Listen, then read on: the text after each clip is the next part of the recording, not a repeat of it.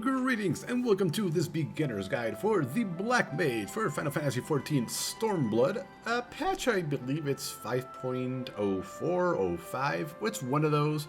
That is relatively relevant for the Black Mage because from what I've read, the rotation changes ever so slightly with each patch, but the general idea is basically the same. So hopefully this will help you create your own rotation that you are personally comfortable with and that your lag allows, because very specific rotations such as this one require you to have proper latency to the server so that you can actually react to everything properly and not have to calculate everything half a second ahead of time like I used to do a very long time ago.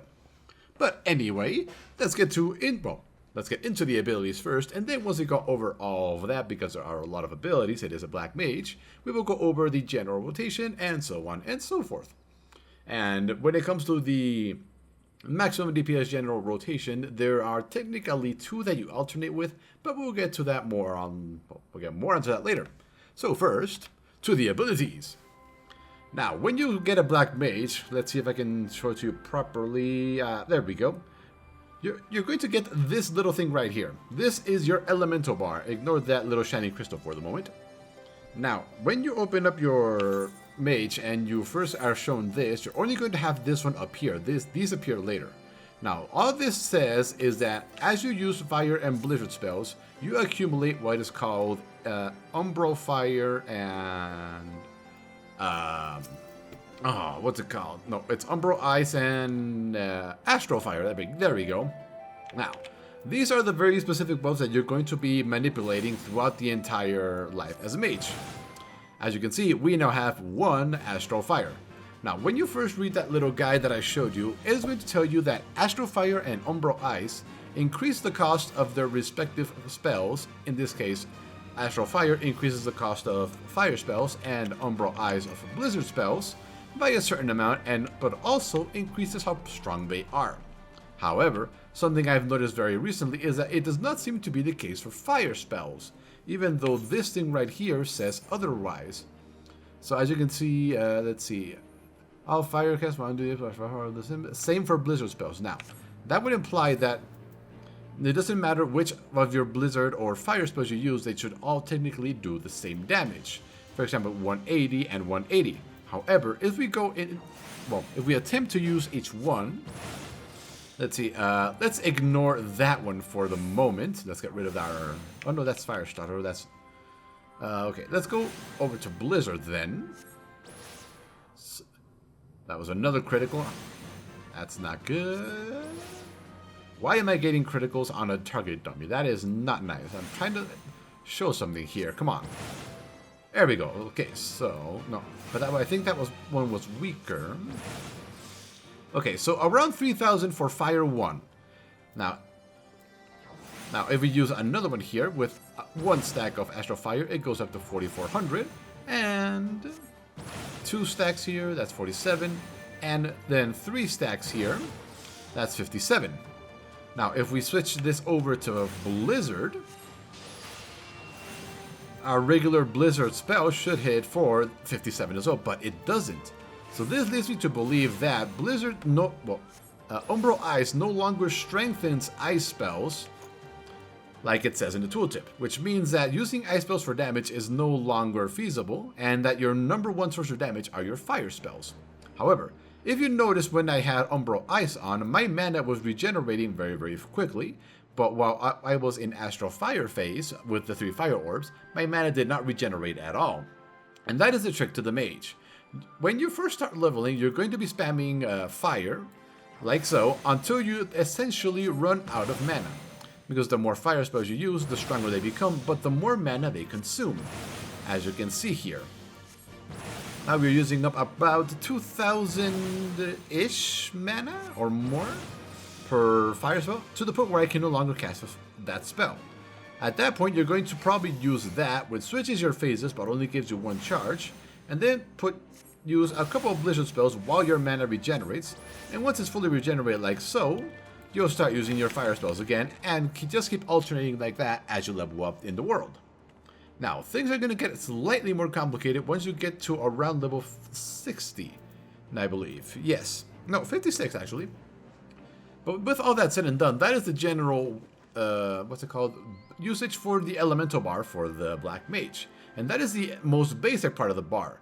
Now we are going to go into something else. Well, first let's go over our spells, which I completely glossed over, shouldn't I? Well, we've already seen Fire and Blizzard. These are the spells you get at level 1, and you just alternate between them. After that, you're going to get, well, very, very eventually, Fire 3 and Blizzard 3. Now, where is Fire 2 and Blizzard 2? Well, they're over here. These are AoE versions of the spells. Now, Blizzard 2, honestly, I think is essentially never used at all. Especially in endgame, there's no reason to. And the main reason is because, as you can see, it is around you, and it doesn't really do that much damage. It's only 50, while Fire 2 deals 80, so there's no reason to use this one over anything else. Now, lastly, we're going to, so it's 1, 2 over here for AoEs, and then 3 here. Now, Fire 3 and Blizzard 3 are your most important spells because, as you can see, grants Astral Fire 3 and grants Umbral Ice 3. So these are your most efficient way to switch from fire to ice phases in between the rotations, which we will talk about later. So as you saw me do earlier, the best way to start a fight is usually, well, at least while you're leveling, is going to be start with Fire 3. That way your fire spells deal maximum damage right from the start, as so. And once you are unable to cast another fire spell, you're going to cast Blizzard 2. Now, the reason you can actually use Blizzard 2 is because, as you read throughout in that little small description that we opened up, it says that when you are in fire or ice phase, the opposite element has their cost and cast time reduced. So, as you can see right now, Fire 1 has a 1,200 mana cost. However, if we go into one ice phase, it goes down by half. If we go into another one, it goes down by another half of that half, down to a minimum, as you can see. So it went from 1,200 to 300. However, as you can see, with one fire spell, it goes all the way up to 2,400.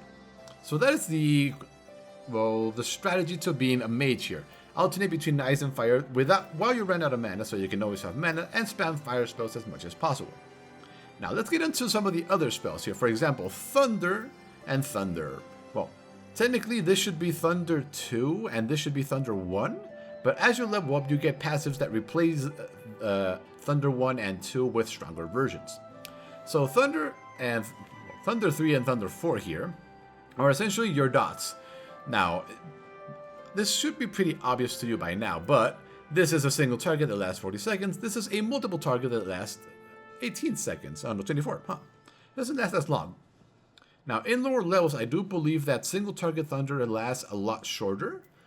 And it really is a little bit of not too strong of a spell, if I'm too honest. However, at lower spells, when you're only spamming Fire 1, keeping the dot up on the bots is usually a good way to keep a good damage on them. So the general trick is to cast, refresh Thunder onto whatever it is you're attacking. As you are switching to, right after you switched into your Blizzard phase, onto your Ice phase, after using Blizzard 3, and in between some of your Ice spells while your mana is regenerating. That way it doesn't take up any mana from your fire spells. Now, let's get into some even more interesting things. For example, Flare. Now, one of the things you might want to notice is the MP cost on this thing. Yes, 15,480. That sounds pretty excessive, isn't it? That's because the mana cost of this thing is 100% of your current mana. So if I use a fire spell, it went down to my current mana. So Flare will use up absolutely all the mana you have to cast itself. Regardless of how low it is, however, there is a minimum amount of mana that seems to be required to be able to cast it. Let's see, it is, as you can see, we can't use any more than that, so let's just do that. Let's see, let's get our mana lower. We can still use it with 1,300, there we go. As you can see, so it's around 1,000 mana cost, the minimum to cast Flare there. Oh, there we go, it's a minimum of 1,200 cost to cast Flare. After that, it'll just max out to whatever it is your current mana is. So Flare is very powerful at 260. That means it deals the exact same damage as our most powerful Fire and Blizzard spells before Empowerment. However, it does deal damage in an area, but it does lose out to a lot of target. As you can see, the damage goes down by 15%, down to a absolute minimum of 30% of the damage to pretty much a lot of things. However, using it is still extremely necessary for AoE pools here, because it's either use this or this, which is 80 to everything, and it's kind of... This is how you start off with AoE pools when you're low level, but using Flare is definitely the best way. However, you're probably asking, how can you use it more than once if you absolutely run out of mana? And it also switches you to Astral Fire 3 phase. That means your mana does not regenerate after using it. That's because this, you want to use... Well, this is going to eat up all your mana, and then you're going to use Transpose to get into your Ice phase to regenerate mana, and then you're going to spam Fire 2 again into the AoE pack. And once you're just at around 1200 mana, you're going to use Flare, and then switch back to the using Transpose, which switches you from Astral Fire to Umbral Ice 1, and repeat while you're leveling in the dungeon. However, as you level up, you are going to get a very interesting passive. Let's see here. As you can see, reduces the MP required to cast Flare by 1/3 while under the effect of Umbral Heart. However, casting Flare completely removes Umbral Heart. Now, what is that Umbral Heart thing? Well, let's see. We got actions. Here we go. Blizzard 4. Yes. As you can see, our Blizzard 4 here, additional effect grants 3 Umbral Hearts. Now, as you can see, let's see. Umbral Heart, I don't think it tells us anything there. I don't think so. However, it does tell us right here. Right here, as you see, casting Blizzard 4 grants a Black Mage 3 Umbral Hearts, which are represented by the little arrows there. You'll see them later. An Umbral Heart is consumed each time a fire spell is cast, nullifying the MP cost increase applied by the Astral Fire status. This means that if you use Blizzard 4, then switch to your Fire phase, but by using Fire 3, that means your next 3 Fire 4 spells will have their base cost stuck at 1200 instead of being increased by the Astral Fire buff. So the most efficient rotation for using Fire 4 is go into Blizzard 3, then use Blizzard 4 to get those little hearts, then switch to Fire 3, and then use Fire 4, and that means you can cast more than just the limited amount that you'll be able to. However, one thing you're probably noticing here is that I can't currently use Fire 4 or Blizzard 4. That's because they only become available after you use this, an Enochian. Now, if you go into the Pass of the Dead like I did, you're going to be overwhelmed by all of this. However, it took me a few runs to get the hang of it. Now, so this is, as you can see, apparently it got even stronger when I reached max level because, yeah, increases the... Oh yeah, and also improves Enochian's magic damage increase by 10%. Before 70, Enochian is going to increase your magic damage by 5 instead of 10. However, as you can also see, it also allows the casting of Blizzard 4 and Fire 4. And as we've gone over, using these 2 spells is the way to do maximum damage in this game as a Black Mage. Now, however, we also have some very fun tools at our disposal. Mostly Swift Cast, which is next spell will cast immediately, and Triple Cast. The next 3 spells will have no cast time. So this can be very, very fun, and it can be a good way to reset your rotation if you screwed up or if you lost Enochian. However, what I mean by that is, as you can see, Enochian... let's see, it doesn't say it there, but Enochian does not have that much of a long duration here. As you can see, I activated here, and this little timer here tells me how long I have for that phase. Now, as long as I regain another Umbral Fire an Astral Fire or an Umbral Heart in any way, the timer will reset back to 13 seconds. So if I switch to our Ice phase here, as you can see, it switched back. Now, the reason this is important is because, 1, it increased our damage, but we need that up so we can use our most powerful spells, which enable us to do a maximum damage. So keeping Enochian up, and you can also keep it like that in an emergency, is your number 1 priority. Never drop Enochian. Now, what else do we have? Well, at level 70, we get this little timer that fills up the Enochian bar. And that culminates in this little diamond right here. And that little diamond is called Polyglot. I'm not sure what that name means, but that's what they decided to call it.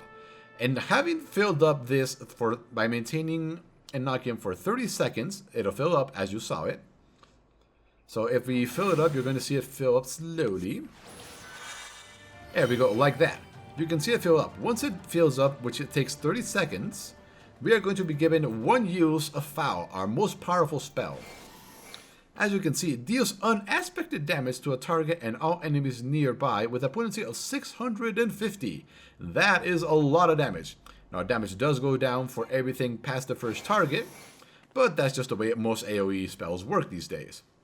Now, as you can see, it can only be executed while under the effect of Polyglot, and the Polyglot effect ends upon use. So that means that once we use this spell Foul, we are going to lose the charge that's here. And we're going to have to wait another 30 seconds-ish to get another charge. However, let's see if we can use this now.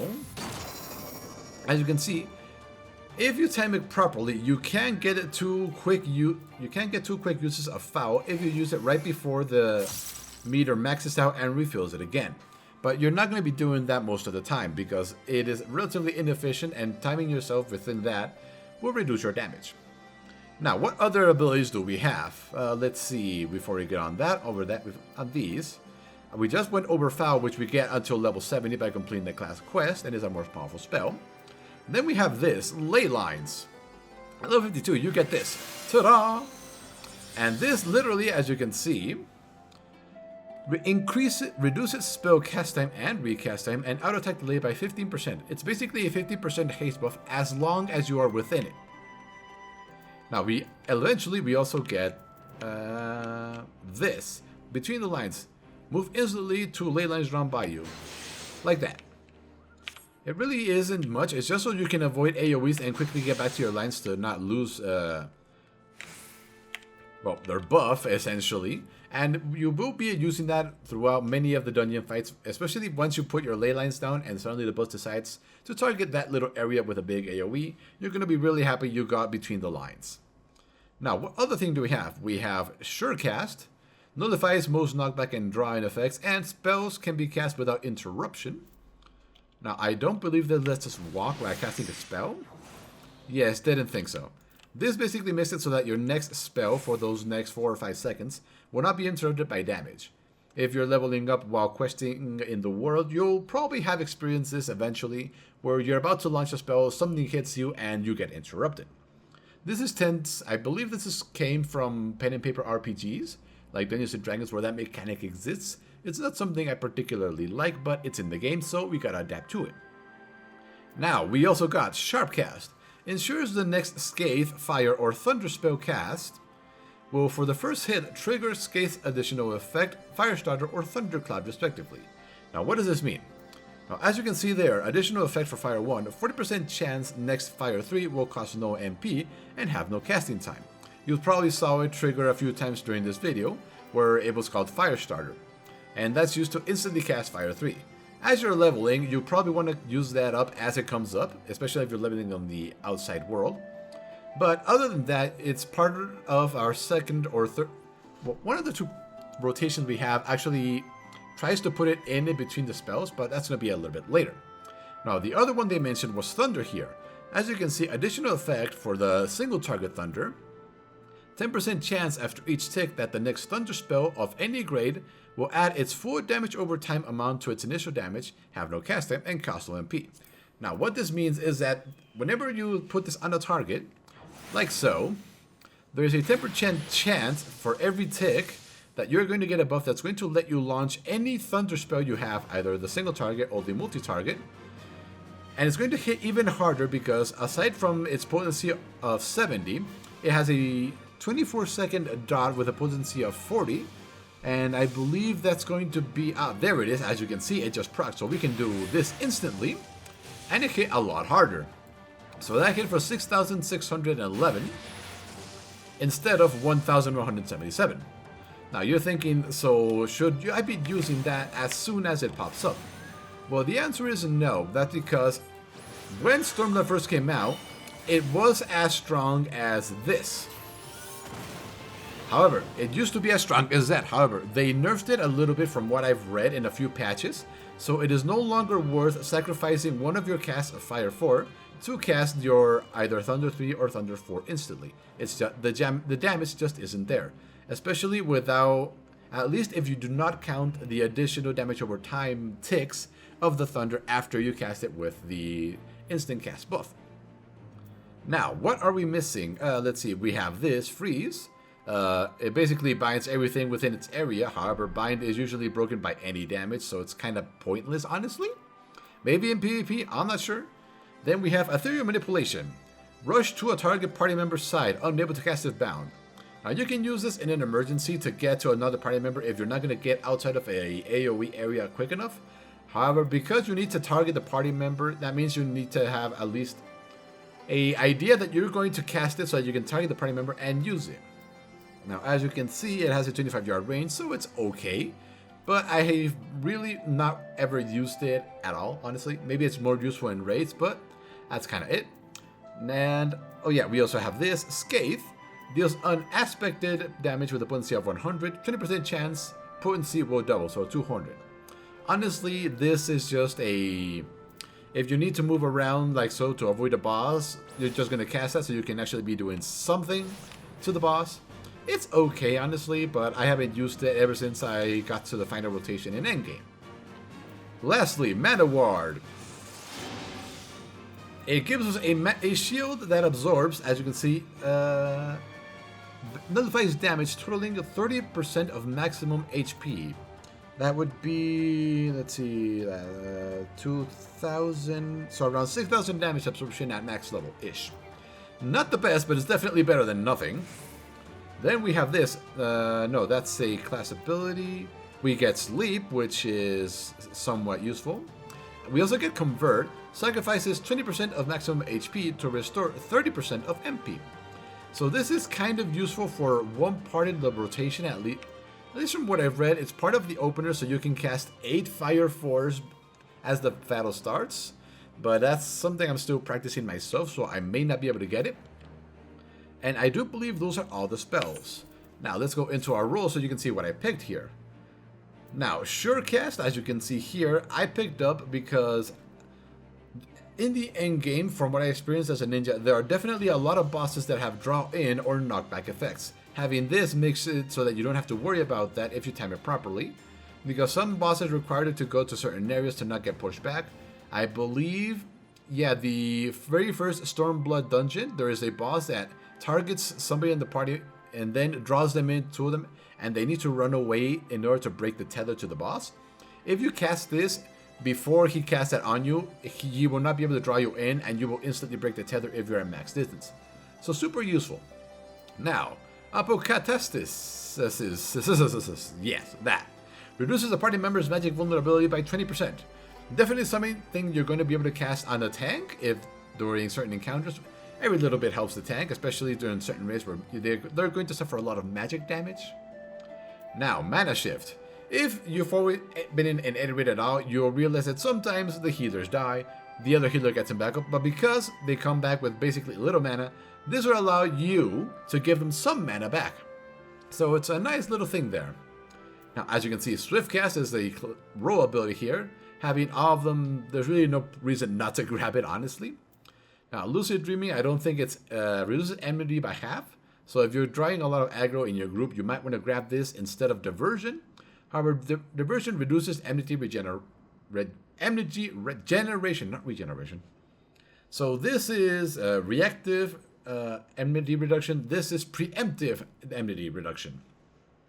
So pick whichever one you want. Both are probably useful. Now, Drain, potency of 80 and heals you for a little bit. Not sure how useful that is. Break deals unexpected damage with a potency of 50 and gives heavy. Not sure how useful that is either. Adult lowers target's intelligence and mind by 10%. Not really sure how useful that is either. And now, Erase, the final one here. Removes a single damage over time effect from target party member other than self. Restores target's HP with a pure potency of 200. It's like a little bit of an emergency heal for somebody else. And also, you remove a little dot from them. Not sure what the use for that is. Maybe in PvP. I'm not really sure. But yeah. All of those are our abilities. So yeah. Now it's time to actually get into the rotation here. Give me a second. There we go. Okay. Now, the general idea of the general rotation that you're going to be doing most of the time is to cast 6 Fire Force spells before you go back into your fire phase. However, this is easier said than done because, as you can see, we have 13 seconds in order to do that, unless we refresh it with a fire spell that gives us another charge. However, by doing that, we are also eating up more of our mana. So, how do we do this? Well, the general idea behind this is make sure Enochian is up, and make sure you get your 3 Umbral Hearts from Fire 4. After we do... Now, this is not the actual rotation, this is just the general Fire and Ice rotation, okay? Now, from this, you're going to go into that, and I completely lost the Enochian, because as you can see, it lasts very little time, so you can easily lose it. And if you do, you're going to have to be waiting 30 seconds to get it back. So, give me a second here. Luckily, it's not that bad, and once you get the hang of it, it's really not that bad. Okay, there we go. Start with Fire 3, Blizzard 3, go into Blizzard 4 here. Okay, here we go. So, now, here we go. First Fire 4, remember we're trying to get 6 here. 2. Now, in between the 3rd and 4th one, we're going to use 1 regular fire spell to refresh our Astral Fire buff, and then we're going to cast 3 more. 2. And now from here, we go into Blizzard 3, which takes less than 2 seconds to cast. And there we go. And that is your general Fire and Ice rotation for 6 Fire Force. Now, this is just a very basic rotation. We're not even adding in our Foul there, or Thunder, or some of the other stuff like Sharpcast to guarantee that, and so on and so forth. So that is your absolute most basic rotation to get 6 Fire Force on the target before needing to regenerate your mana. Now remember, it doesn't matter what you're doing, the most important part is to never drop Enochian. That way you are always accumulating the timer for Foul. Now that we've gone over that, let's go over the other stuff that goes before you actually go in between that rotation, let's say. So, the first thing you're always going to start off is Blizzard 3, so you can always get the Umbral Ice buff, like that. Then you're always going to turn on Enochian if it's off. If it's already on, it'll be refreshed by you obtaining 3 Umbral Hearts, like so, because you're going to start a battle with that, so not a problem there. Now, from this point, you're always going to go into Blizzard 4, and here is where it gets in. In between this and our fire spells is where we are going to put our Foul and Thunder spells in there. Now 1,500, and as you can see, Foul costs 0 mana. Now, one of the reasons this is important is because we never want to finish our Ice phase with Thunder, because that means we are going to start the Fire phase with less than maximum mana, and that is going to stop us from casting all 6 Fire 4s that we want to launch. So, the order is after you cast Blizzard 4, it is always Thunder and then Foul. Now, in between this, we're not even talking about using Ley Lines as an opener and then using Swift Cast and all that. I haven't even learned how to do that yet because I just found these basic rotations, but I'm sharing what I have learned with you. So, as we can see, opening rotation right here. Well, general rotation, have Blizzard there, cast Enochian, go into Blizzard 4, then into Thunder, then into Foul if it's up, then into Fire 3, and then come our first 3 Fire 4s. That's 2. This is the 3rd one. From here, we are going to go into another fire spell to refresh our fire buff, and then 3 more Fire 4s.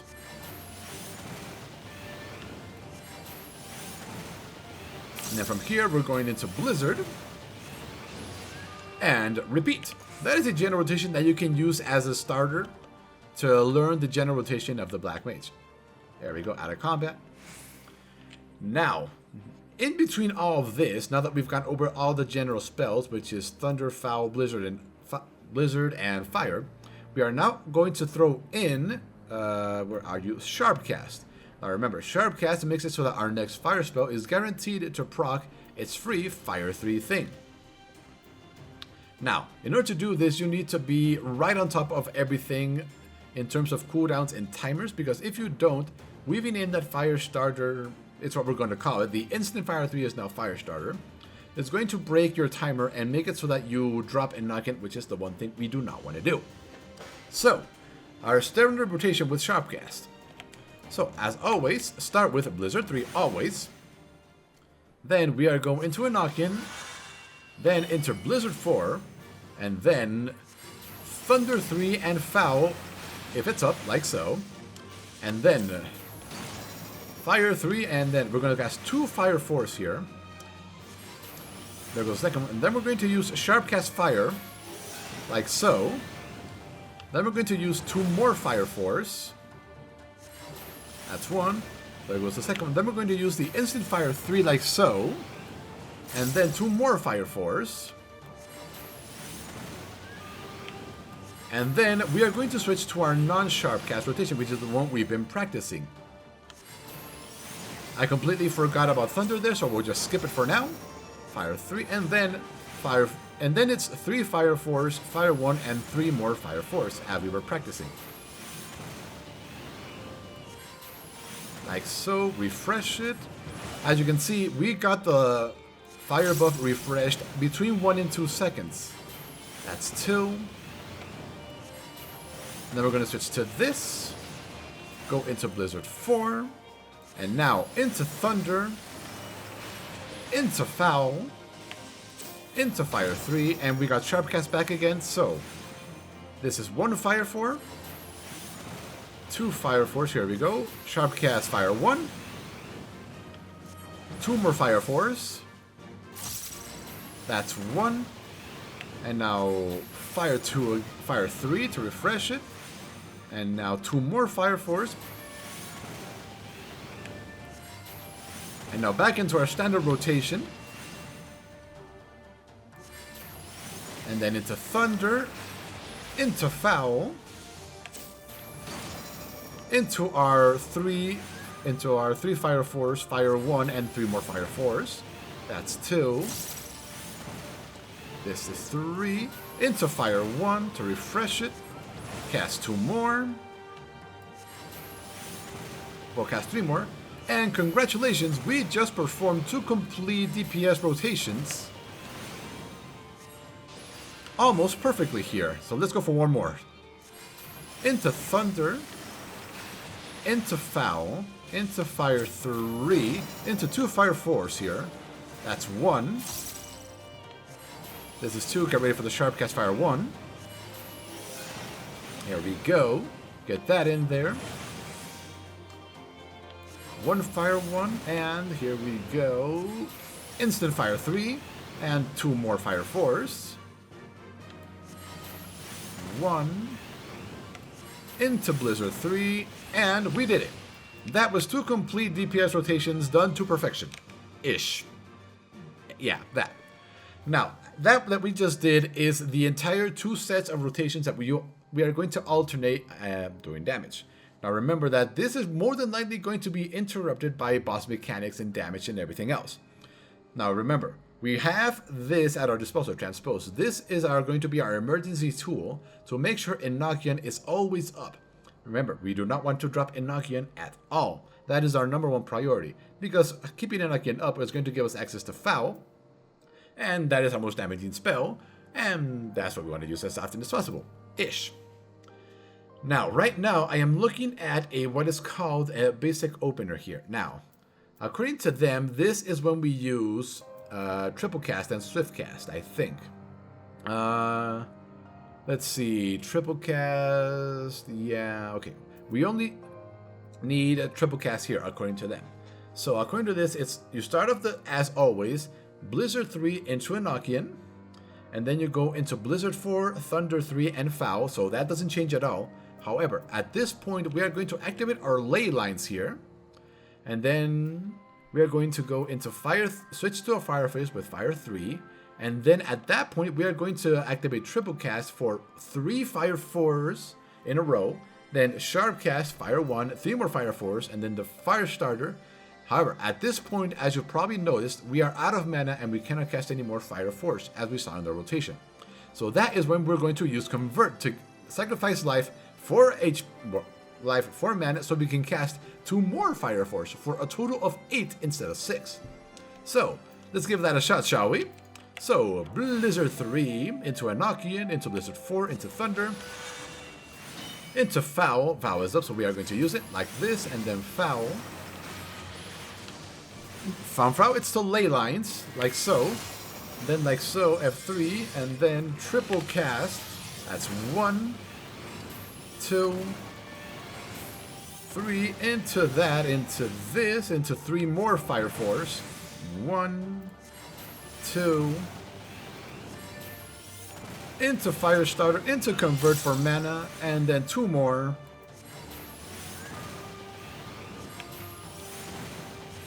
And there we go. And from this, we switch onto our regular rotation. Like so. Which is our standard 3 Fire Force, 1 Fire 3 to refresh it. And then from that, we switch onto the Sharpcast version. Will we get it? We got it. Nice. So yeah, this is apparently how you're supposed to start for absolute maximum damage as a Black Mage. However, as I've mentioned before, this will more than likely get interrupted by boss mechanics and having to move away and so on and so forth. So yeah, that's going to be fun. Now, we do have Sharpcast available again. So 1 Fire 4. Here comes the second one. Into that. 2 more. 1. That's 1. Here comes the second one. From here into this. And here we go. 2 more. That's 1. We're out of mana, so switch to that. Cast Fire. Well, Blizzard 4. Go into Thundercloud. Into Foul. And so. Now, one of the things I'm trying to see if that is the most effective rotation. So, how can we weave that into our rotation? Because our rotations start the exact same way. Into Blizzard 3 and knock in if it's not already up. Blizzard 4 into Thunder 3 into Foul. Every single one starts that way. So, essentially, we should be able to weave that into our rotation once Leyline come back off cooldown. So it's Foul into ley lines. That's the most important part. And then it's Fire 3, and then from the Fire 3, triple cast into that, then refresh with the Sharpcast Fire, 3 more, and then Fire Starter to refresh the Enochian duration, get mana back with Convert. Actually, we couldn't. We couldn't because our Convert has a very long cooldown, which is why it's not part of the rotation. There's my answer. Okay. So the ley line is really only for starting, apparently.